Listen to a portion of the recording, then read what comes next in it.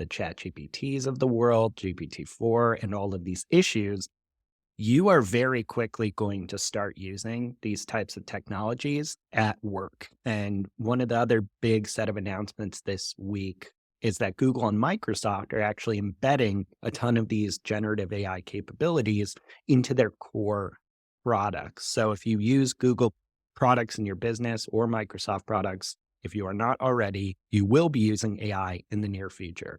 So Google on their end announced that developers are now going to have access to its Palm language model, which through an API gives people the ability to build on top of it in Google Cloud.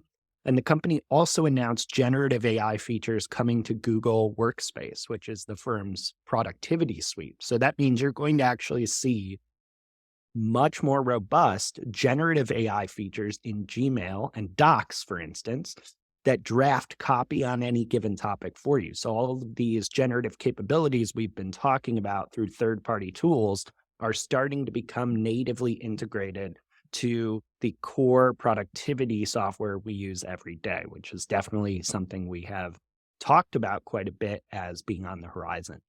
And at the same time here, Microsoft announced Microsoft 365 Copilot. So this is an AI tool that they call a Copilot for work. According to Microsoft, Copilot can actually use the power of large language models in combination with data in the Microsoft Graph and Microsoft 365 apps to increase productivity. So there's two kind of main ways they describe this as working. First, Copilot works alongside you in popular apps like PowerPoint, Word, and Outlook. So in Word, it will now be able to generate drafts for you. In PowerPoint, you can use natural language prompts to create presentations and much more. Copilot also enables a new feature they're calling business chat, and this is really fascinating as well. It surfaces insights from data across your company and your apps. So all these conversations you're having via Microsoft email services, things in docs, presentations, Excel spreadsheets, you can actually start querying business chat with natural language prompts like, tell my team how we updated our product strategy. And it will generate a status update based on the morning's meetings, emails, and chat threads. So it's this really productivity accelerating digital AI assistant. So as you're seeing these announcements, Paul, how important are these for the future of how we work? Yeah, my first take was that it's going to rapidly transform the future of all knowledge work, creativity, and productivity. And to give context, so the talk I did Friday in San Francisco was to a group of like 100, 150 executives, from a financial services industry. And I talked about, so Satya Nadella had this quote a couple years ago about their mission is to basically build AI first companies in every industry. And then I showed the minute and a half clip of 365 Copilot. Then I had the quote from Sundar Pichai, the CEO of Alphabet and Google, about AI being the most important thing humanity has ever worked on. And then I showed the Google Workspace clip. Their jaws were on the floor. Like to them, what it did was like what GPT did for marketers and writers. I think this does for the C-suite Hmm. because you look at Microsoft and you look at Google and say, okay, that's our core tech stack. Like that's what we're built on. And then you show all these use cases and you can sit there and watch like, oh, wait, we're paying an administrative assistant to take notes in meetings and figure out action items and build them into the project management system. Or we have entire analyst teams built to do the analysis they just did of that spreadsheet. So now if you're a leader of an organization, you watch these 1.5 minute teasers of the capabilities, you immediately have to start thinking like, oh my gosh, like this isn't just like a series of tools. This changes everything about our staffing, our operations, our tech stack, and we have no one on our team who knows what to do about it. So I think that to me is the biggest thing is like by Microsoft and Google jumping in this way. And I mean, those are really impressive trailers. Like if it does what they're showing there out of the box and it's actually capable of these things, it's going to have a massive effect immediately on every business of every size. And they're not prepared for it at all. Yeah, that's wild. And I think when we talk about not being prepared, one of the elements here that you talked about on LinkedIn, you said about this announcement, or about the Google announcement Mhm. specifically, so many choices for businesses. It's going to be tricky to navigate the evolving tech stack. Can you unpack that a little more for us? Like, what kind of decisions are leaders and professionals going to have to start making around this technology? Well, if you just look at you and I mean, we follow this space very closely. We've interviewed hundreds of these AI tool companies. We use, probably a dozen to 2 dozen ourselves every week. I sat back and said, man, I wonder how many of those we're going to need 6 months from now. Like we're Google. We largely use Google Workspace, and you just look at it and think, do I need writing tools? Like I don't know. I don't know the answer to this. Like how many writing tools is too many? So that was one of the questions I posed. I think one of the comments is like, how many writing tools is too many for a tech stack? Like how many Chrome extensions can I possibly have running at one time?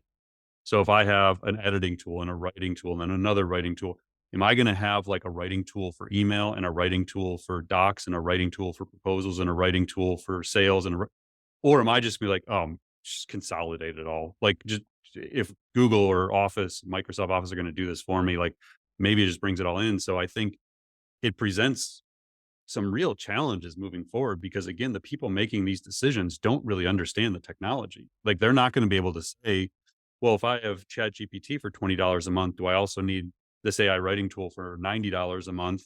And then do I need this editing tool for $50 a month? And how does this scale? So if you're trying to make a decision as an individual creator, it's hard enough. If you're trying to do this for an enterprise, I mean, it's such a cliche old saying, but nobody got fired for buying IBM was like the thing in the 80s. Yeah. And I think when you look at generative AI in the 2020s, you may end up with something similar. It's like, well, let's just consolidate it with a big guy because at least we know we're not going to screw it up and that company will still be around in 3 years. Um, because I think there's a real possibility of massive consolidation. Like, I think we're going to have an explosion of generative AI tools, although our next topic may change that slightly. Um, I think there's going to be an explosion of tools, but I think there may end up being a consolidation of tech stacks, if that makes sense. It absolutely does. So we're basically saying, I mean, as these bigger platforms with established business productivity software begin to make them smarter with generative AI, they're essentially duplicating the capabilities of a whole range of third party startups that are receiving tens or hundreds of millions of dollars in funding. So are we saying that's going to that competitive landscape has kind of fundamentally changed due to these types of announcements? It sure seems like it to me. I mean, there a lot of the generative AI applications or SaaS companies created are actually features Hmm. within Microsoft and Google, if you think about it. So, yeah, I mean, the note I had made was like, if you're a SaaS leader, you got to get really serious, really fast about what is actually defensible in your business model. Um, and like for an example, like I don't, we talk about writing a lot, but let's say like the slide creation, they both showed the ability to either in Google Slides or in PowerPoint to text prompt the creation of a deck. Well, Tome is like a really cool AI generated slide company that I think just raised like 40 or 50 million or something like Yeah. that to generate presentations with text prompts. That's an example. It's like Tome looks awesome. And maybe it is defensible. Maybe it's like a great business model and they have some moat around it that I don't know. But I also look at it and think, well, I don't know if I'd need that separate thing, but maybe I do. And so I think what I was basically saying in that post is like, y- your buyers, if you are one of these application layer SaaS companies, know that your buyers are asking the same questions we're asking ourselves out loud right now. Mm. Do I really need that tool if I can do this in Microsoft or Google?